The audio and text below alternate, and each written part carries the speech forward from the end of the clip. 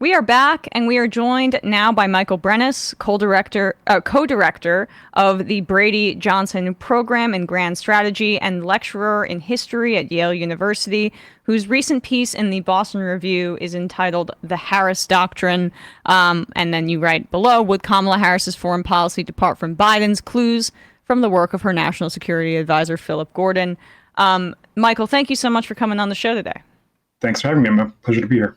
So before we get more specifically to Harris and Philip Gordon, who you profile in your piece, the national security advisor for the VP, Jake Sullivan is the current national security advisor, and you wrote something in at the start of your piece that was very striking, that he's, quote, transformed the role unlike any figure since Henry Kissinger.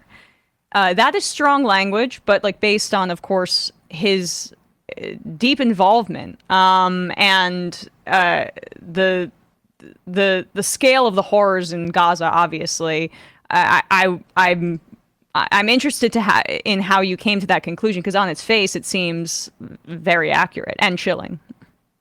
Yeah, what I meant by that was that when Henry Kissinger became national security advisor under Nixon, he essentially consolidated control of foreign policy in the White House. So, ostracizing the Department of State and the Department of Defense, and making sure that foreign policy was really between two men, Nixon and Kissinger.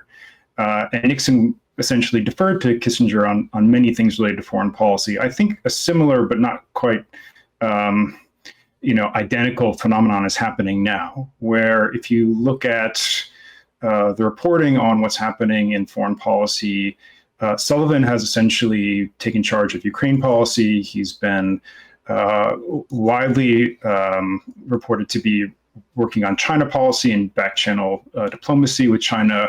But he's also unique to history. He's also coordinating economic policy. Sullivan was the one who came out and pronounced the end of the free trade neoliberal consensus and at Brookings institution, and that's quite rare, I think, for someone in his position. It wasn't a speech by the Council of Economic Advisors. It wasn't Janet Yellen, the Secretary of Treasury, making that speech. It was Sullivan, and I think that's really quite interesting in historical terms. And I think that's meant that foreign policy and the National Security Council in general has become more undemocratic in many ways, and more unresponsive to other institutions outside of the NSC, and therefore, of course, less responsive to public pressures in many ways, because the National Security Advisor is not, he doesn't have to, or she doesn't have to be approved by Congress. So I think that's also something to consider. And that's what I meant. It was not that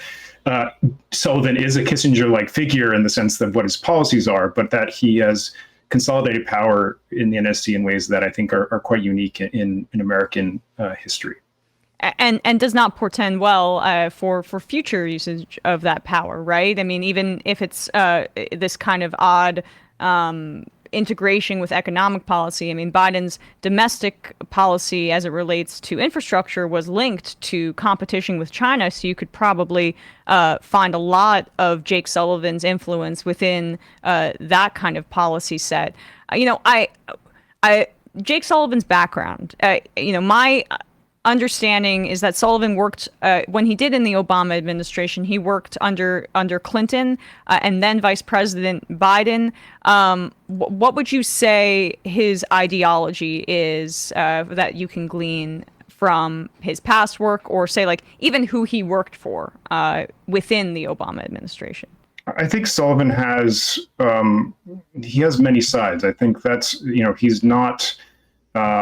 Again, he's not a Kissinger-like figure in some ways. I think he is, in many ways, sort of a traditional liberal internationalist. He believes the United States, is a force for good. That's nothing unique in Washington, D.C., that American power is a force for good.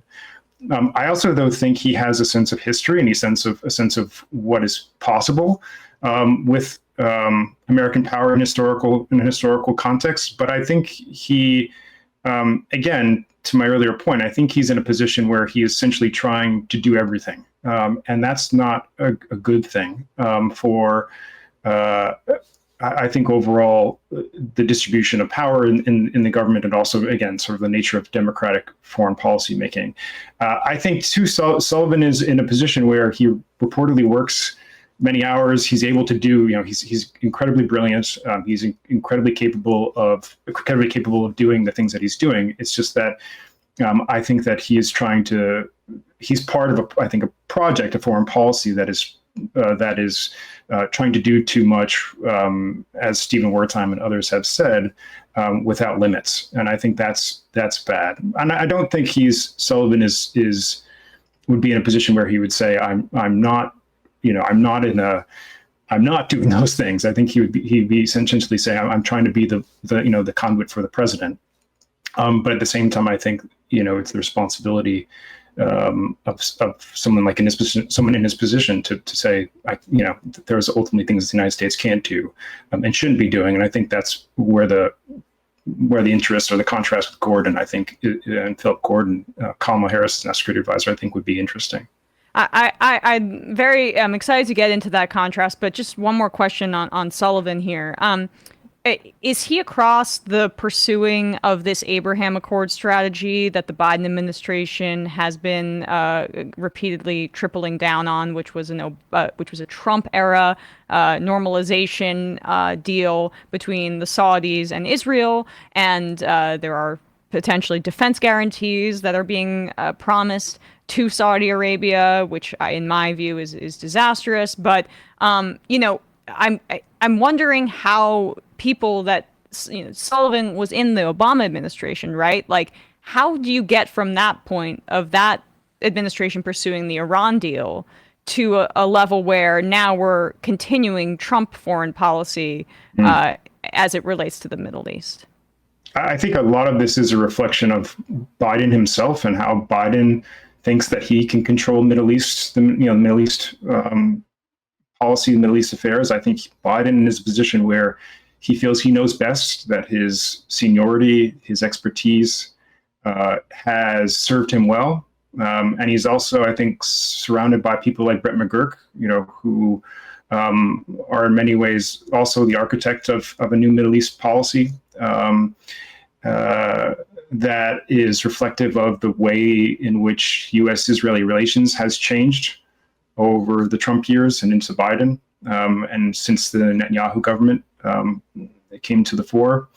And I think that is really what's happening. I don't know what Sullivan is doing behind the scenes, if he's privately saying this is not a good policy, this is not in our best interests. Sullivan reportedly, there was a profile of him in the New Yorker a couple of years ago, or maybe last year. And I think he sees himself as serving the president's bidding and serving what the president wants to do. And I think the current policy, the Saudi-Israel normalization deal, the unwillingness to kind of revive the Iran nuclear deal, I think is a reflection of Biden, and I think where Biden stands in terms of his foreign policy, less so Sullivan as an architect of it. Yeah, I mean, I've been emphasizing here on the show Biden's long romanticized history with Zionism and his hawkishness on Israel that dates back to the beginning of his career, even, or close to it, in the 70s. I mean, there were some daylight at the beginning, but he's just tripled, quadrupled down throughout the decades, right? I mean, that story that came out late yesterday about the pier, where he was reportedly advised that the aid pier outside of in the ocean outside of the Gaza Strip would likely fall apart because of weather conditions and the sea. And Biden didn't listen to his advisors and did it anyway. And it occurs to me that I saw the writer, I'm forgetting their name, but Emissary of the Night on Twitter made this point. We're going to see probably more stories that trickle out about Biden's heavy hand, potentially in saying, this State Department review of the Leahy law, it actually did find that Israel's in compliance with humanitarian law, for something like that. Like, as he exits power, is it your assessment that his involvement in Gaza and Israel policy it may become clear that he's been heavily involved as the president in making some of these really disastrous decisions. Yeah, I think that's absolutely right. I think we're going to find out that Biden was the one who, where the policy was originating from. And I think that, again, I think to my other point, I think what Sullivan and others are doing is following what the president wants. And the president's statements, I think, reflect the policy. It's obviously it's not easy to tease apart the rhetoric from the reality in terms of what's actually happening. But in terms of statements on Palestinian suffering, in terms of statements on what's happening in Gaza, in terms of increasing famine, reports of polio coming out of Gaza, those types of the everyday suffering that the Palestinians are going through. There hasn't been a shift in policy as the war has evolved in the ways that it has, and I think that's not necessarily a reflection of Sullivan. That's a reflection of Biden and where Biden wants to go with U.S.-Israeli relations and what he thinks is, in his view, the need to defer to Israeli security concerns, which I would argue are not necessarily interests of the United States at the moment in terms of what the Israelis are doing in Gaza and then today or yesterday in the West Bank. Right. Absolutely. So I wanted to flesh that out just to give people a picture of the Biden administration and how his approach has, and again, we will know more. Eventually there will be books and information that comes out about this, but just assessing it with the information that we have. So now I guess let's turn to Philip Gordon, Kamala Harris's national security advisor, who comes out of the second term Obama folks, right? Like he was under John Kerry with Ben Rhodes, is my understanding. Yes. Do you see a difference in ideology with the folks that were under the Hillary Clinton Secretary of State first term period for Obama and the guys that John Kerry brought in, like Philip Gordon and Ben Rhodes, who were the architects of the Iran deal, which, I was a huge fan of and remain and want us to re-enter. Yeah, no, I think that's right. And I think there was a clear shift from the departure of Hillary Clinton as Secretary of State, in the second term, and there was also, I think, just a shift in America's policy towards the Middle East and the overall shift in the war on terror by the second Obama term. And Gordon comes in as the sort of Middle East coordinator in 2013. And at that point, we're dealing with tensions in Syria. And Gordon is the one initially to say, let's start arming the opposition to Bashar al-Assad. Let's start sending weapons in. And quickly kind of changes his mind and pivots and says, I don't think that's actually going to achieve the ends that we want to achieve. And sure enough, he ends up being right. And that experience informs, I think, or helps us understand him in larger terms. I think what Gordon is, he's a unique person in Washington in the sense that he's willing to make mistakes and willing and own up to those mistakes. And I think there's a sense in Washington that to apologize for American power is not good for personal as well as political reasons. And I think what he also is a position as he is a person is unique from others is that he is coming out and sort of critiquing his own administration and saying we should never have done that. There's an entire chapter on Syria in his book, Losing the Long Game, where he says if we didn't try to arm the opposition to Assad and we didn't waste 5 years of our time, that would have been a much better policy, in keeping Assad essentially in power. This is what happened through their policy, then it would have been overall better. But without getting into the weeds too much, I think those are two big differences between someone like Gordon and many others in Washington, that he sees that America can't always do good with its power, even though he is, I think, willing to use American military power. And then he's also willing to sort of change his mind and adapt and move differently as circumstances change on the ground. That he believes, are the direction of American foreign policy is going. If it's not going well for Americans and for the world, then he'd be willing to shift. Hey, folks, don't forget to hit the subscribe button and check out our daily show. We do it every day at 12 p.m. Eastern for about 2.5 hours. We even take phone calls. You should check that out.